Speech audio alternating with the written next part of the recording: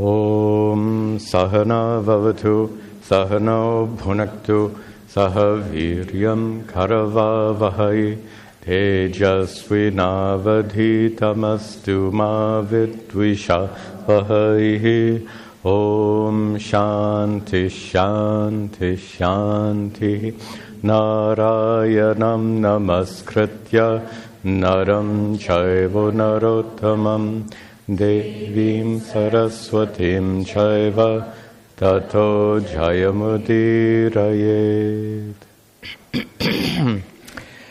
Very good. Welcome back. We continue in the section known as Vidura, Niti. Niti generally means law. Here it refers to teachings in general. The teachings of Vidura. The very name Vidura is derived from the root to know. So Vidura, by name, is a very wise person, a very wise advisor, and half-brother to the blind king Dhritarashtra, who, as you remember from prior classes, he can't sleep at night. Sound familiar? Not an uncommon problem. Of course, you think you have a lot on your mind. Think about him, about to lose his family and kingdom in a horrible war that's about to take place. So he's unable to sleep, and for comfort and support, he calls upon Vidura, and Vidura spends some time with King Dhritarashtra, giving him support and guidance. So he gives some, we saw in the prior classes, some spiritual teachings. We also saw some teachings on dharma. Excuse me. What we're going to see in the segment starting today, Vidura Niti goes on for several chapters. We've chosen selections from 2 of those chapters. In today's segment, we're going to see some extraordinarily clever teachings about dharma. One way of understanding dharma, and the word dharma too often gets misunderstood. When we translate it as righteousness, then it brings up to mind, we have to follow all these laws, we have to follow all these commandments. But you'll find that the way the ancient rishis envisioned dharma is so unlike the way the biblical traditions envisioned dharma. The biblical traditions envision dharma as following a set of laws given by God for the sake of avoiding eternal damnation, for the sake of going to heaven. When I describe it like that, it becomes really clear how different the Hindu concept of dharma is. And we could spend the next hour talking about it, but just a brief introduction here. One hallmark of the uniqueness of the Hindu concept of dharma is this: following dharma is what's in your own best interest. That's unique. What it says is, do you want to be happy in life or miserable? What a question. Well, we could say, if you want to be more miserable, don't follow dharma. Because by violating principles of dharma, whatever is the nature of your life, it will get worse. On the other hand, if you want to live a peaceful, content, happy, fulfilling, rewarding life, follow dharma. Dharma is a means to that end. So what a different perspective on dharma, in that it's not a matter of pleasing God. It's not a matter of following rules. It's not a matter of avoiding eternal damnation. It's a matter of, the Western expression is enlightened self-interest. That is, doing what is best for you. And it turns out to be what's best for you is best for everyone else too, not surprisingly.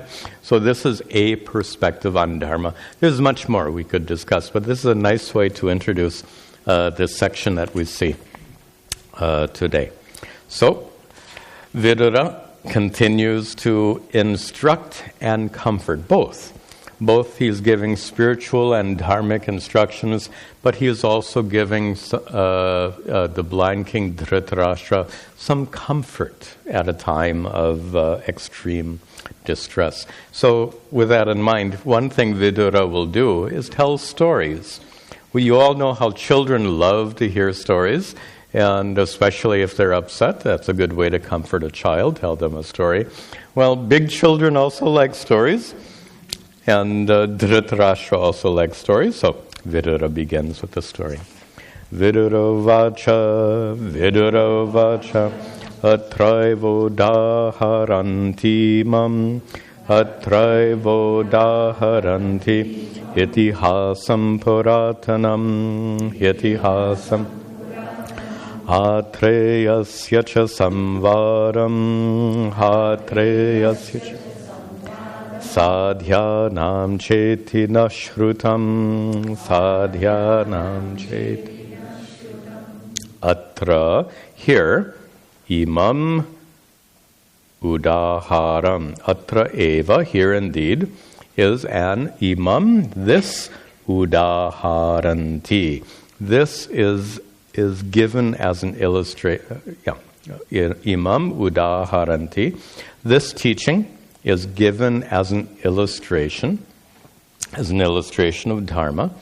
And it is, what is given as an illustration? Imam itihasam.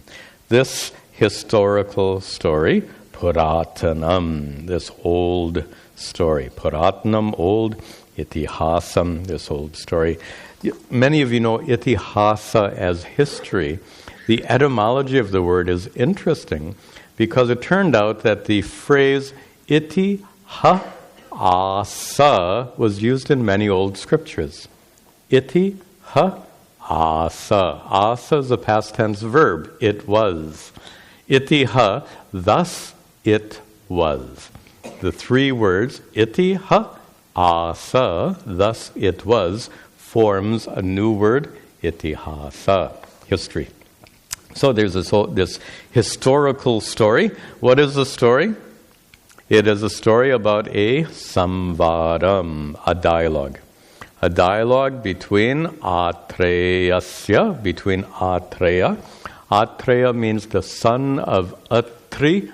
Atri is one of the illustrious rishis, which were Brahma, Manasaputra, the so-called mental sons of Lord Brahma. So there were a number of illustrious rishis, including Atri. So the story is about the son of Atri, known as Atreya, literally means son of Atri. So this samvaram, dialogue, there has to be two. So one is Atreya, son of Atri, and the other is Sadhyanam cha iti. Sadhya. Sadhya has other meanings. Here it refers to a class of deities, not a very commonly known class of deities. They're also known as Gana Devatas, a group of devatas. So this group of deities is known as Sadhya. As an adjective, Sadhya means that which is to be accomplished. It doesn't have that meaning here at all. Here, Sadhya is a kind of deity, and it's in plural. So there's a group of these deities known as Sadhya, and there is a dialogue. The story is the story of a dialogue between Atreya and the Sadhyas. Iti, thus, naha shutam, thus have we heard. We, Vidura, using the royal we. Thus it has been heard by us, thus Vidura has heard. So he introduces the story and begins. Charantam ham sarupena, charantam ham saru, maharshim samshitavratam, maharshim samsita, sadhya deva mahaprajnam, sadhya deva Parya prachanta vaipura, parya prachanta vaipura. Charantam Maharshim. Maharshim, this great sage, Atreya, who was samshita vratam, who was purified by his vows, committed to his vows, very firm in his vows, and he was charantam, wandering about in the forest. Interestingly enough, he's wandering about hamsa rupena, in the form of a hamsa, in the form of a swan.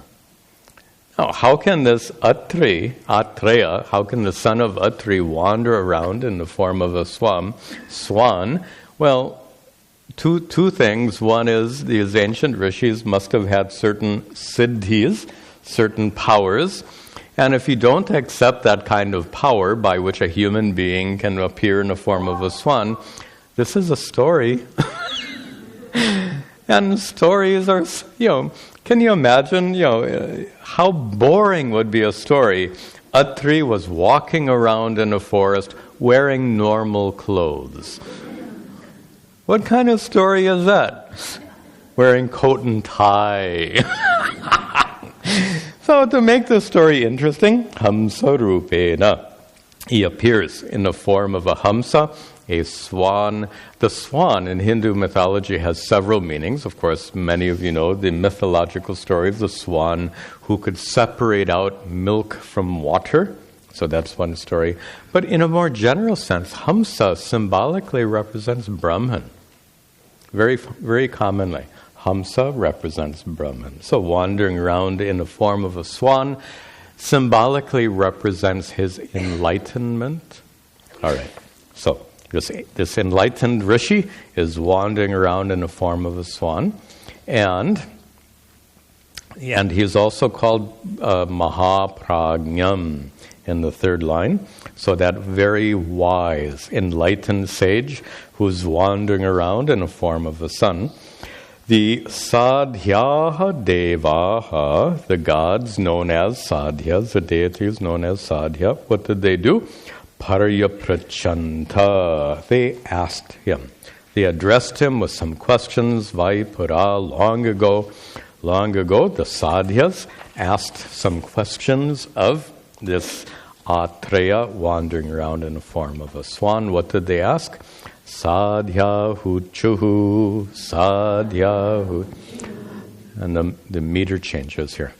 Sadhya deva vayamasmo maharshe. Sadhya deva vayamasmo drishtva bhavantam na shaknumo numatum. Drishtva bhavantam na shaknumo Shutena dhiro buddhimans tvam mato naha. Shutena dhiro buddhimams tvam mato naha. Kavyam vacham vaktumarhasya udaram. Vavyam vacham vaktumarhasyudaram. So the sadhyas introduce themselves to the swan. They say, Vayam, we, asmaha, we are devaha. We are deities. Sadhyaha devaha, we are deities known as sadhya. Maharshe, O great rishi. Interesting, the sadhyas addressed the swan as a great rishi. So the sadhyas are deities. They have some ability to know what's going on. So therefore the swan is addressed, Maharshe, O great rishi. We are known as sadhyas. Drishtva bhavantam, and having seen you, a sage in the form of a swan, nashaknumaha anumatum. Nashaknumaha, we are not able, anumatum, to figure out who you are. So they understand in general, you are some great rishi, walking around in the form of a swan, but they're not able to get which rishi. Who are you? What is your name, and what kind of rishi are you really? But they are insightful enough to know. In the third line, mataha naha, it seems to us, using an American idiom, mataha naha, it seems to us that shutena dhiraha, that you are wise. Because of so much learning, so much scriptural study, you seem to be wise. Buddhiman tvam, and you seem to be very intelligent. You seem to be wise with scriptural learning. You seem to be intelligent with mental power. All of this they can figure out just by looking at that swan. Don't ask me how. Some kind of power. So they say, then vaktum, in the last line, vaktum arhasi. You should tell us. You should talk to us. You should teach us. Vaktum arhasi. Please teach us. Please teach us what? Kavyam vacham. Please teach us the vacham, the words, the teachings which are kavya. Kavya means of kavi. Kavi means, you have to be careful now, because the common meaning of kavi is poet, but the word kavi is used in the Vedas to mean an enlightened person. Be careful. You can't just go with common meanings of words. You have to use the proper meanings of words, so the contextual meanings of words. So kavi means a poet in general, but when the word kavi appears in the Vedas and other scriptures, it generally means someone who's enlightened, a rishi. So kavyam vacham, teachings of the enlightened teachings. You should... Arhasi vaktum, you should tell us enlightened teachings which are udaram, which are very noble, which are uplifting. Noble is a good meaning. So you should teach us some very noble, uplifting spiritual teachings. Please teach us. Can you imagine addressing a swan and saying, please teach us? Story. Nice story. Then... same page. So what does Atreya teach? Hamso vacha. We're back to the short meter. Akrusyamano nakroshen. Akrusyamano nakrosh. Manyurheva titikshitaha. Manyurheva titikshataha akroshtaram nirdahati akroshtaram nirdah sukratam chasya vindati sukratas. This is so clever. Very insightful, clever teachings about Dharma. Mahabharata is famous for such teachings. And here he says, suppose you are akrushyamana. You are being cursed. Someone is verbally abusing you. Akrushyamana. Suppose you are being cursed. What is the normal tendency most people have? You fight fire with fire. So if they're cursing you, in American English you say you give them some of their own medicine. So you curse them back. Very common response. But very common means ordinary. What we're going to see is something extraordinary. He says, Manyuhu, he says, na akrushyamanam, when you are cursed, na akroshet, you should not curse in return. Na akroshet. That ta of crochet, it changes to na due to grammar rules. Na akroshet, you should not curse in return. Why? Now, what I said before about dharma being for your own benefit. Most other religious traditions would say you should not curse in return because it's a sin against God's laws. That would be a very conventional biblical perspective, which is absolutely not the perspective taken here. So what is the perspective? In my introduction I said, Dharma is in your own best interest. So what he's going to teach, Atreya, in the form of a swan, is if you are cursed, not cursing back is in your own best interest. Notice the perspective. It's not because, don't sin against God's laws. No, it's for your own sake. Don't curse in return. Why? Well, before we see his answer, you can already answer that question without seeing this. So when you curse back, interesting. Does it make you feel better or worse? And that's a complex question.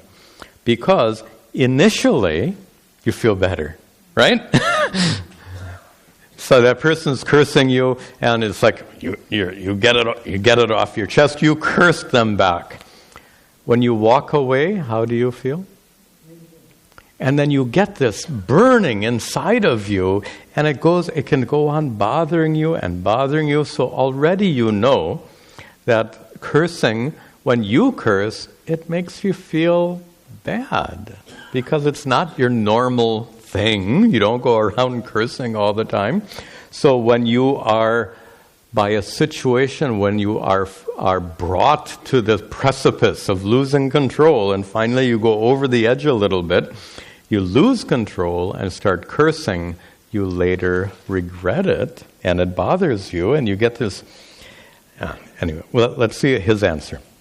Atreya says, Manyuhu, and here's the reason. Why should you not curse in return? Manyuhu eva titikshataha. Titikshataha. When you are able to endure manyu, anger. When you are able to endure the anger of the other person. When you are able to control your own anger. And to be able to endure somebody else's anger or to control your anger, I'll say something a little odd here. It's an acquired skill. It's something you learn to do. Many people assume that people who don't have an anger problem, that's just their nature. They're just like that. I doubt it. People who don't have a problem with anger are generally people who have worked on it. People who have made a conscious and deliberate effort to learn how to control their anger, to learn how not to react so violently with anger.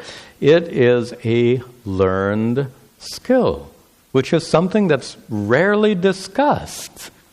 How, if you allow me to elaborate a little bit, there are some skills in life that somehow our educational system has turned a blind eye towards those skills. So when you were in school, you learned mathematics and history and all of this boring stuff. Later you learn more advanced stuff in college, university, etc. So in all that time, when did they teach you how to control your anger? Oh, you missed that class.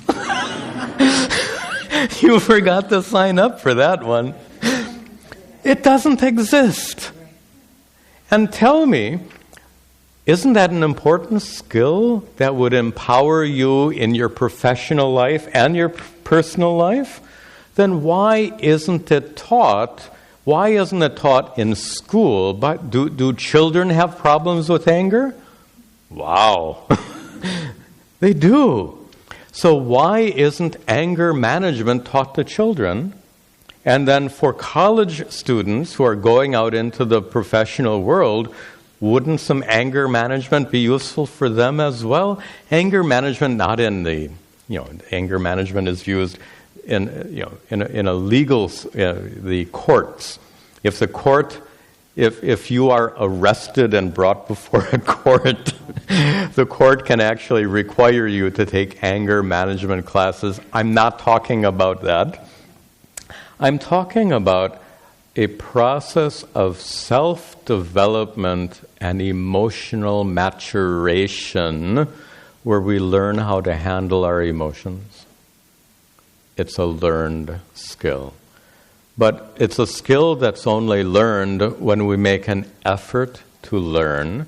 And too often we assume that this isn't something that we can do.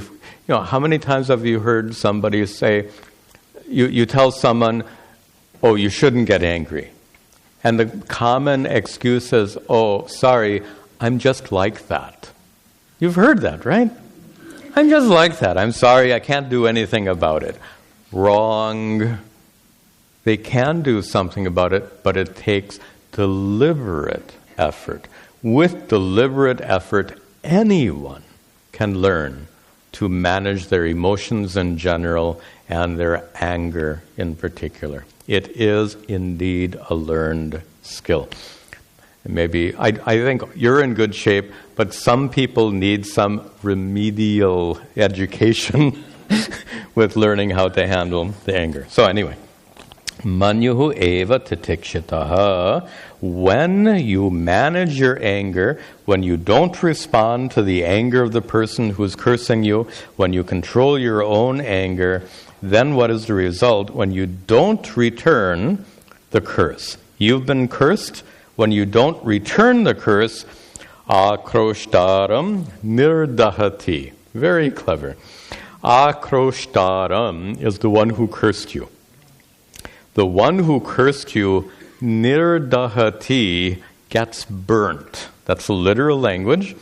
If you don't respond to the curse, the one who cursed you gets burnt by their own anger.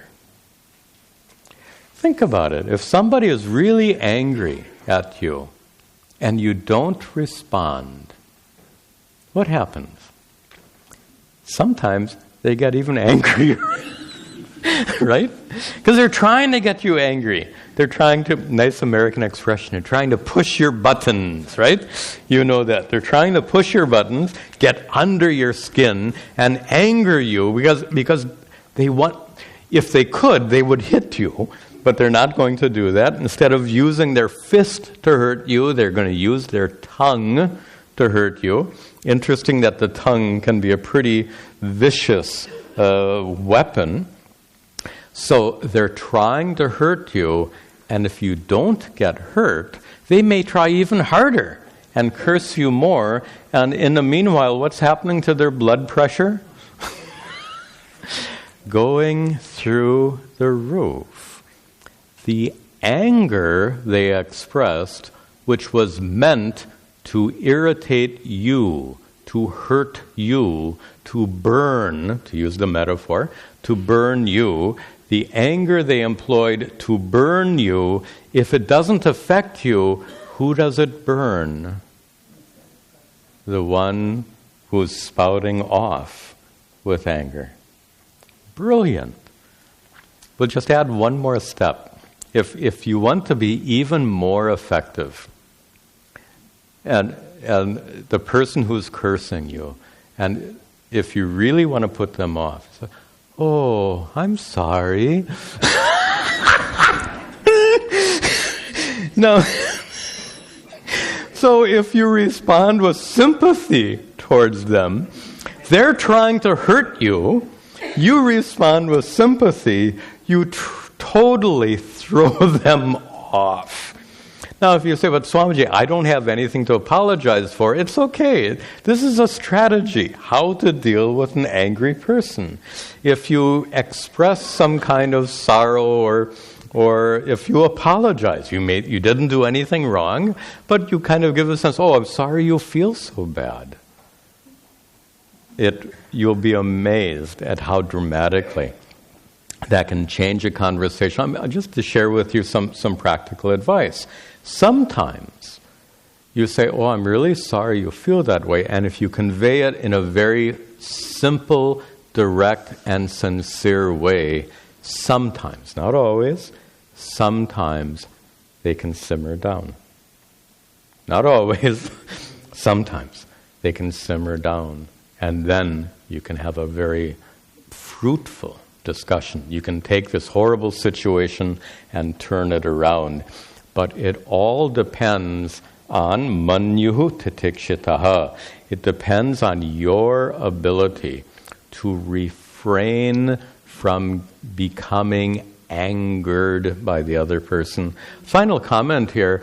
When you are angered by the other person, who's in control? Right?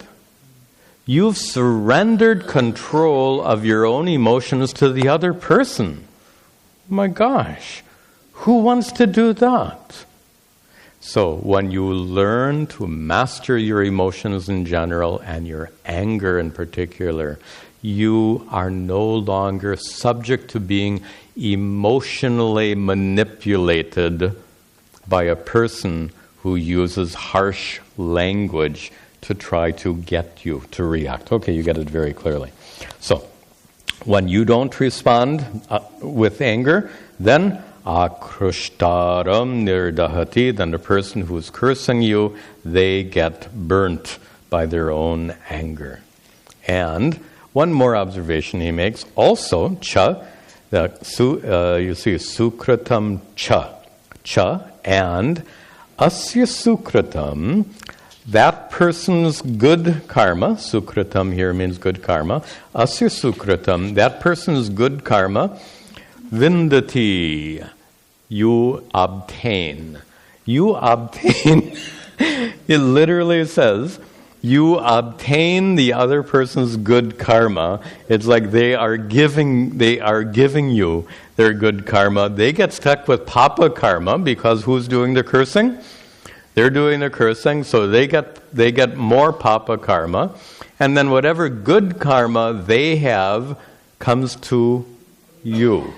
Now, those of you who understand the doctrine of karma well, you understand that we can't give away our karma or take other people's karma. That's not the way it works. So karma means karma pala, the result, and the result of any karma goes to the person who committed the karma. Whoever did the karma gets the result. If the person who's cursed you has done some papa karma, they're going to get the results for that. If the person who has cursed you has done some good karmas, maybe, possible, then they're going to receive the results of those good karmas in contradiction to what this last line says. So this last line says, you get their good karma. So how to understand something like this? If you want to be really technical, you have to really study the entire Mahabharata to put it in context. You have to look at all the other references to the doctrine of karma. Obviously, we're not going to do that here. So I just want to point out that technically, according to the law of karma, you cannot get another person's good karmas. Yes, I know that's exactly what the last line means. Then what is Atreya indicating by this last line? He says, you get good karma. That's the bottom line. You commit a punya karma. What is the punya karma? Karma means something you do. Not getting angry is a non-action. So not getting angry is not a karma. For a non-karma, you get no result. But the karma you do practice is self-restraint. That is karma, manasa karma. When you practice self-restraint and refrain from returning a curse with a curse, returning an insult with an insult, when you exercise self-restraint, punya karma, you are doubly blessed because you will be blessed in the moment by your response, and secondly, you'll be blessed in the future by the results of your good karma. So you're doubly blessed. You're blessed immediately. and you're blessed later. Both are the results of your good karma. So this is the first of several very clever verses in which Atreya, in the form of a swan, gives this instruction to the sadhyas. And remember that Vidura is telling all of this story to the blind king Dhritarashtra. Next. Yadi still long meter. Yadi santam sevate yadya santam. Yadi santam sevate yadya san. Tapasvinam yadi vastenameva. Tapasvinam yadi vastename. Vaso yatha rangavasham prayati. Vaso yatha rangavasham. Tatha satesham vasham abhyupaiti. Tatha satesham. Yadi sevate. Seva can mean service, to serve. Here it means association. Here. So yadi sevate. Suppose a person associates. Associates with whom? Santam, a great saint. So suppose a person associates with a saint. Yadi asantam at the end of the first line. Or suppose they associate with asantam. Without knowing Sanskrit, you can figure it out. If santam is a saint, asantam is the opposite of a saint, sinner. Or tapasvanam yadiva. Or suppose a person associates with a tapaswin, a great ascetic, someone given to spiritual practice, va, or stenam, a thief. What options? So suppose you associate with a saint or an anti-saint, how's that? Or suppose you associate with someone given to spiritual practice, or suppose you associate with a thief. What is the point here? Then look at the last line. He says, Tata, in that manner, saha tesham vasham abhyupaiti. You know this already very well. Saha vasham abhyupaiti. Saha, that person, the person who's associating with sinners and saints and thieves, etc., vasham upaiti, falls under their control. Tesham vasham, under their control. Saha abhyupaiti, that person falls under their control, falls under their sway, we might say. And he gives this very, very nice metaphor in the third line. Yatha, just as vasaha, vasa means cloth, clothing. Clothing, which clothing is rangavasham prayati. It's an interesting expression. Literally, clothing falls under the control of the dye. You're dipping cloth in dye, and who is in control? Can the cloth maintain its own color, or is the cloth necessarily dyed? And that's what the metaphor here is. Ranga vasham prayati. The cloth is necessarily affected by the dye. Why? Due to contact. When the cloth comes into contact with the dye, it is necessarily affected by the nature of the dye. If the dye is orange, the cloth becomes orange. If the dye is red, etc., etc., etc. So according to the color of the dye, the cloth acquires that nature due to association. Boy, what a clear point.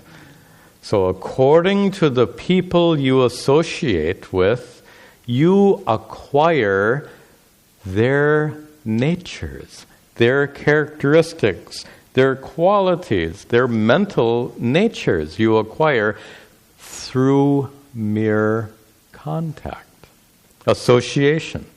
So if you associate with, just to go through the list, santam, We call this, you already know the word, satsanga. The word santam is the word sat in satsanga. It means good people. Satsanga means association with good people. In this tradition, there's a tremendous emphasis on satsanga.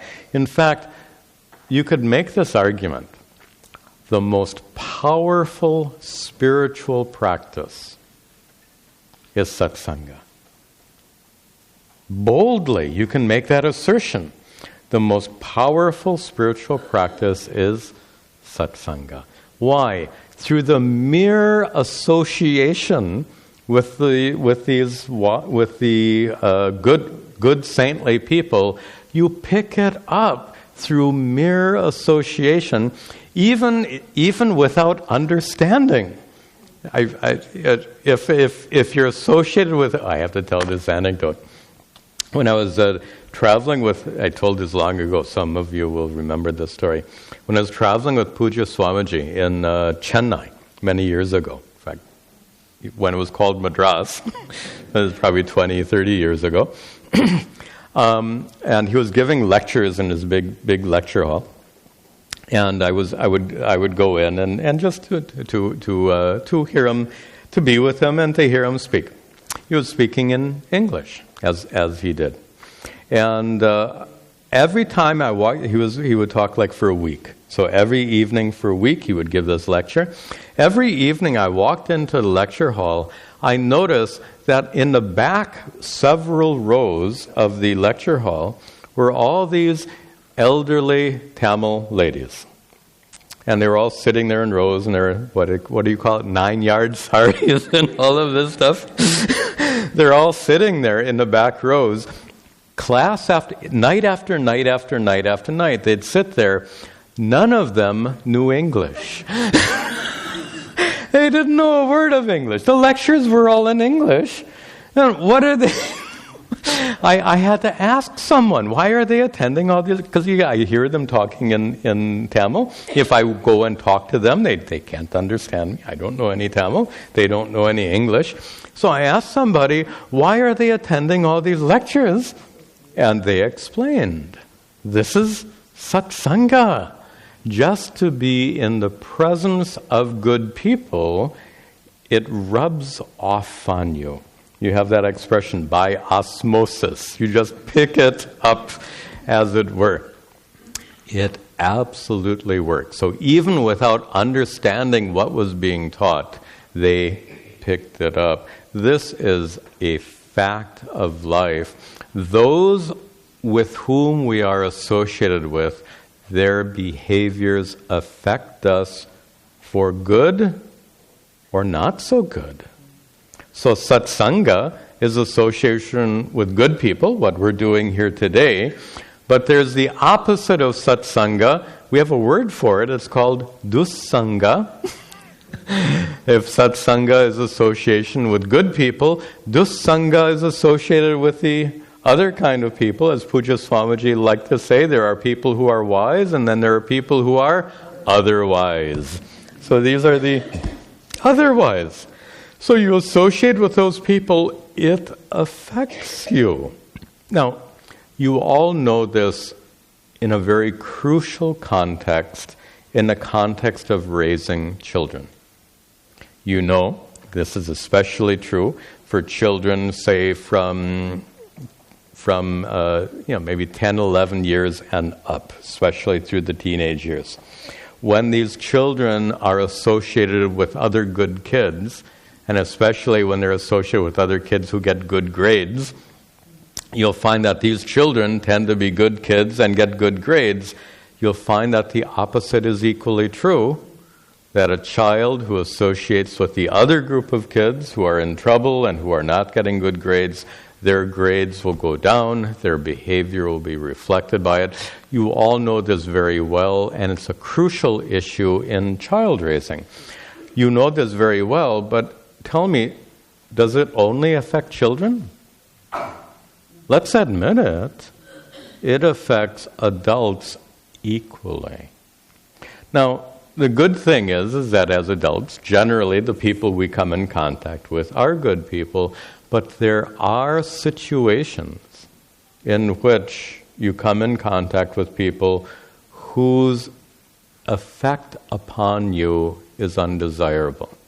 You know who they are. I don't know who they are. You know who in your life, you know who those people are, who affect you in undesirable ways because of their thinking, because of their values. You know who they are. If you know who they are, then maybe you need to limit the amount of time you spend with such people. Okay, enough said. So this is a very nicely said, the metaphor of the die, and actually in the some of you know the poetry of Kabir Das, who uses this metaphor extensively. He was a weaver, so he used this metaphor of dyeing cloth extensively, and sometimes in beautiful prayers. So the metaphor is, if you're going to be dyed at all, shouldn't it be dyed in the color of saintliness? That would be kind of the essence of some of Kabir's poetry. Okay, enough said. Let's see.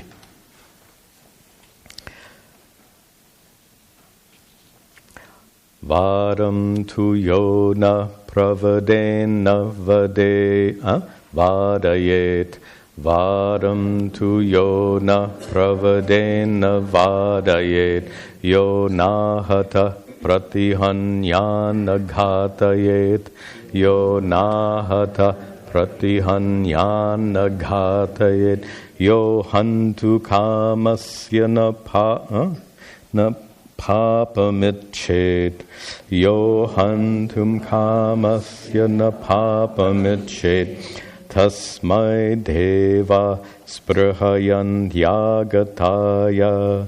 Tasmai deva sprihayantyagataya. Yaha navaram. Yaha navaram pravadet. Here vada means any undesirable language, any kind of curse, talking bad about someone, slander, just gossip. So, yaha, one who navaram pravadet, one who doesn't gossip, one who doesn't talk maliciously about others, na vadayet. Really appropriate in the case of gossip. Vadayet is a causal verb. So vadayet means cause others to gossip. So one who doesn't gossip, nor causes others to gossip, because when you share gossip with someone, what does that cause them to do? To share that stuff with somebody else.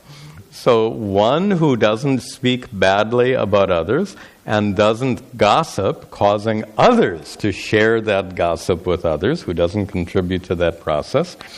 Yaha ahataha na pratihanyat. Yaha ahataha, one who is attacked. Now, attacked need not be a physical attack, especially in modern times. The way we're attacked most often is verbally. So one who is attacked, one who is verbally attacked, who yaha na pratihanyat, like we saw before, one who doesn't retaliate, na pratihanyat, one who doesn't retaliate when verbally attacked, one who doesn't retaliate, and also na ghatayet, another causal. One who doesn't get others to stand up for you and strike back. So sometimes you strike back. Sometimes you get your friend to strike back for you, so to speak. So that's what's described here. So someone who, when attacked, doesn't strike back or enlist others to strike back on their behalves. And finally, very strong language. Yaha hantu kamasya na papam ichet. Hantu kama is someone who wants to kill. Someone who wants to kill you. Imagine there's someone who hated you so much that they want to kill you. Not like they're going to, but they want to. They wish you dead.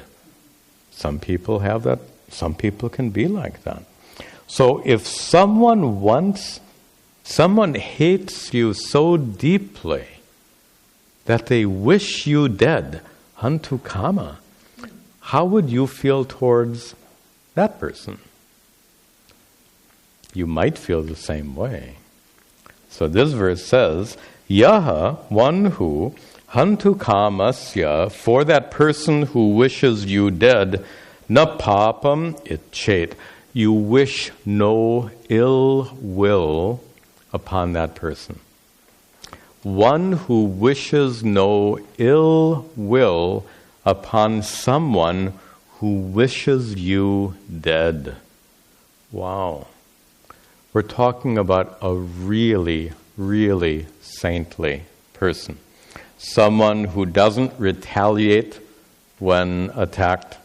Someone who never speaks ill of anyone, who doesn't gossip. Someone who has only good and kind thoughts towards everyone, even if they are, well, to use a modern example, how about think of these terrorists? These terrorists, and you hear of stories, these terrorists are cutting off people's heads and doing all disgusting, horrible things. And when you hear these stories, you might feel in your heart and think in your mind, I hope they are all caught and hanged, or whatever. You might have that feeling. But consider, when these terrorists have invoked in you feelings of violence towards them, you see where I'm going with this? What is the job of a terrorist? To strike terror. So when the terrorist manages to get under your skin and fill your pure heart with feelings of violence and revenge, I would say those terrorists have been successful by polluting your mind and heart. So, to wish, this third line, to wish well even upon a terrorist. What do we chant here during the arati? Lokaha samastaha sukhinaha bhavantu. Loka samasta sukhino bhavantu. May lokaha samastaha, all people in the world, sukhinaha bhavantu, may they be happy. When we say that prayer, loka samasta sukhino bhavantu, and we have many similar prayers, sarve bhavantu sukhinaha, same meaning. Sarve, all people, bhavantu, may they be, sukhinaha, may they be happy. When we say such prayers, do we make an exception for terrorists? Even though they commit such horrible actions, we include them in our prayers. Why? Two reasons. One is, to be honest, they need some blessings. They need some grace. If they're committing all these horrible, atrocious acts, they're in real trouble. They need some blessings. So we pray, may they be blessed. May they be blessed to come out of this horrible contact. Secondly, that prayer, and I would argue, that prayer is for your sake. That prayer, may all people be happy, including those who commit acts of violent terror. May they all be happy.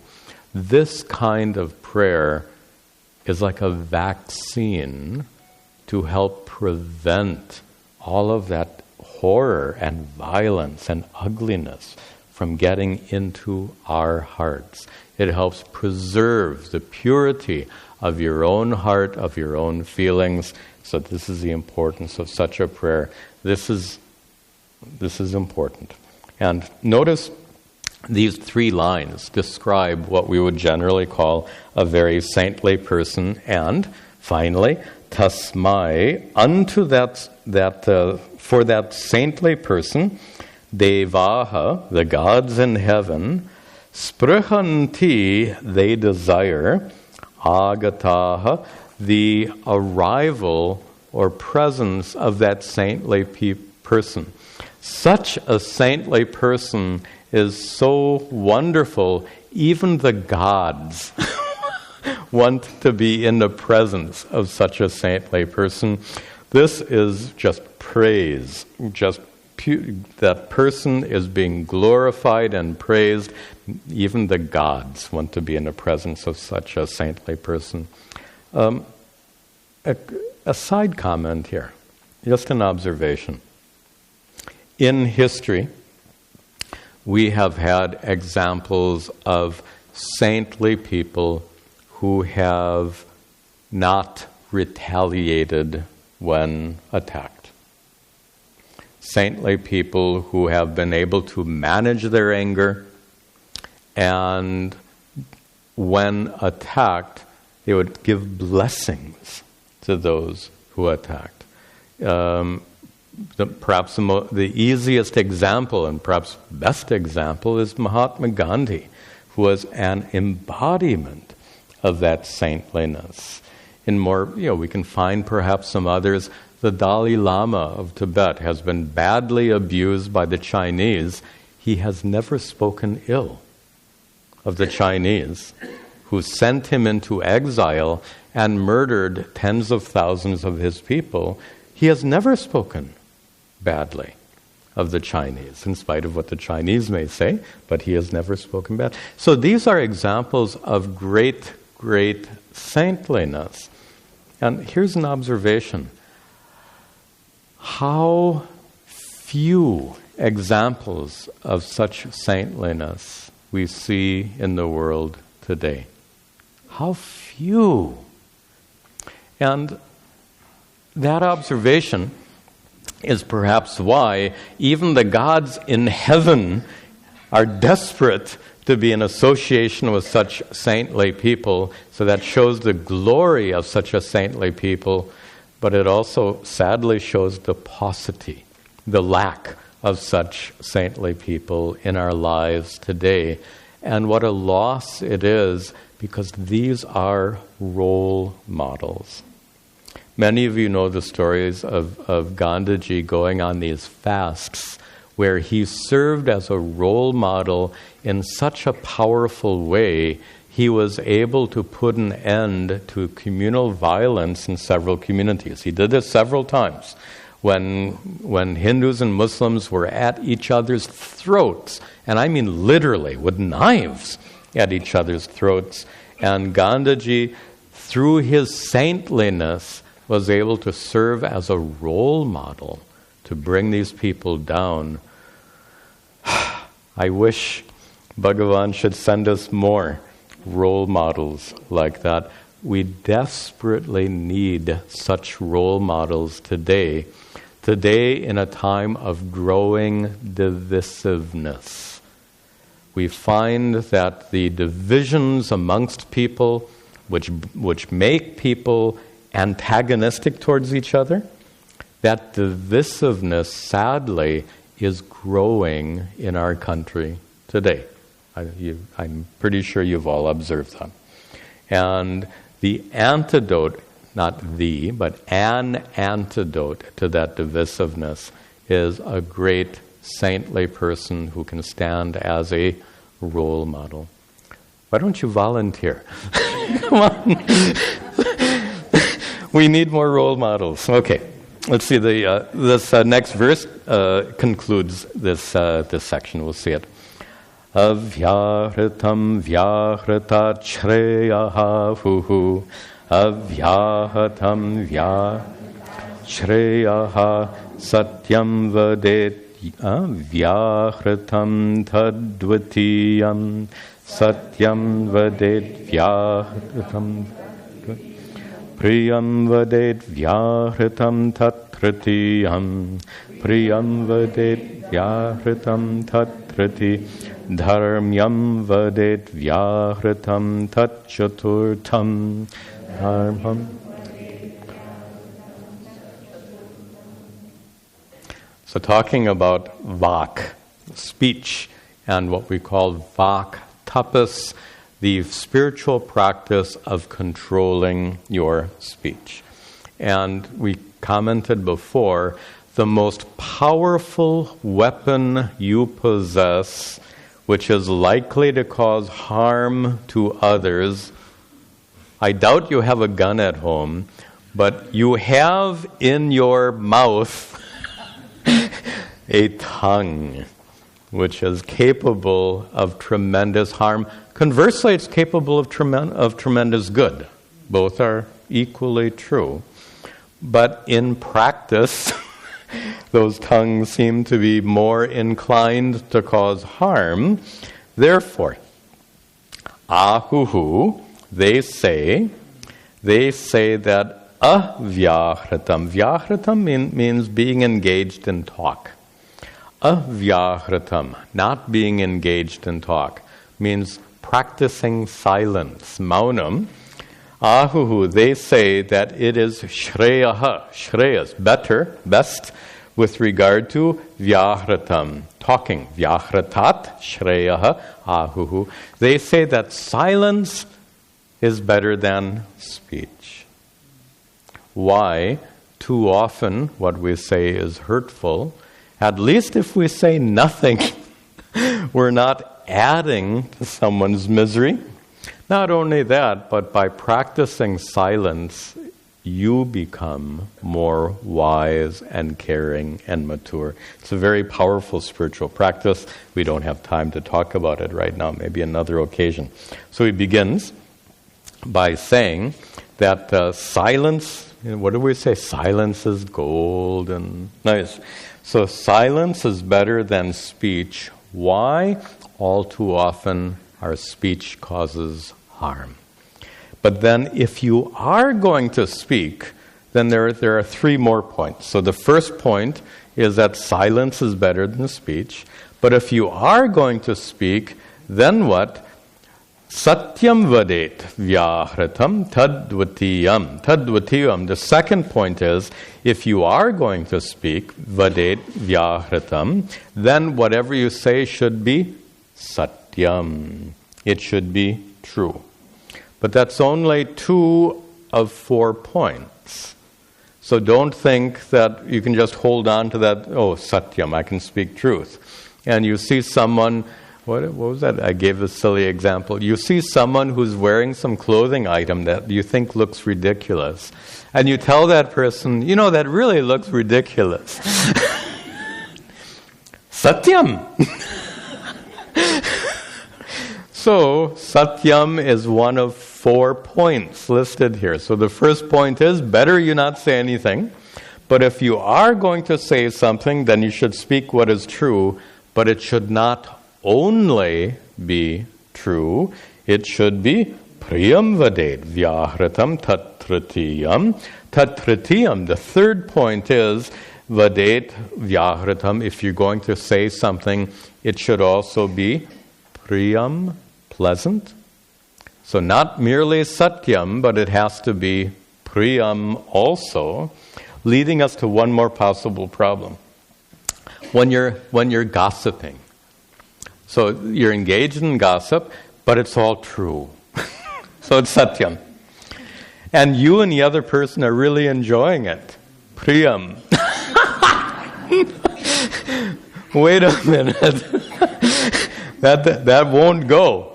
Which is why tat chaturtam, there's a fourth restriction to avoid that possibility. What is the fourth restriction? Vadet vyahritam. If you're going to speak, tat triyam, the fourth restriction is it should be dharmyam. Dharmyam means righteous. By the way, the more common expression is hitam, beneficial.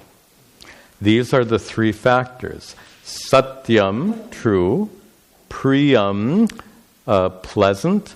And hitam, beneficial. There's nothing beneficial in gossip and so many other activities. So here's the idea. Whatever you're going to speak has to pass all three tests. If you're going to speak, before you speak, you have to ask yourself these three questions. What I'm about to say, is it satyam? If it's not satyam, don't say it. Is it also priyam, pleasant? If it's not priyam, don't say it. Is it also hitam, beneficial to the person you're talking to? If it's not all three, satyam, priyam, and hitam, then what does line 1 say? Silence is golden. So this is a principle of vak tapas, a spiritual practice in which you control your speech, a very powerful and important spiritual practice. And with this, we come to the end of the first part of, this is the end of Atreya's dialogue with the sadhyas. So Atreya, in the form of the swan, ends with this statement. We have some more that we'll see in our next class. All right, a couple of quick announcements. Tomorrow we have our program for children at 11 o'clock. Tomorrow evening our programs are not going to be held. The evening programs tomorrow are canceled, usually 5 o'clock, mindful meditation, 6:15 satsang. Those programs will not be held tomorrow. Some of you know our website is down. Be patient, they're working on it. And I'm afraid something went really wrong. So they have a big job. They're working on it. So it might be another day or so before they get it back up. Library will be open after class. We'll conclude with our prayers.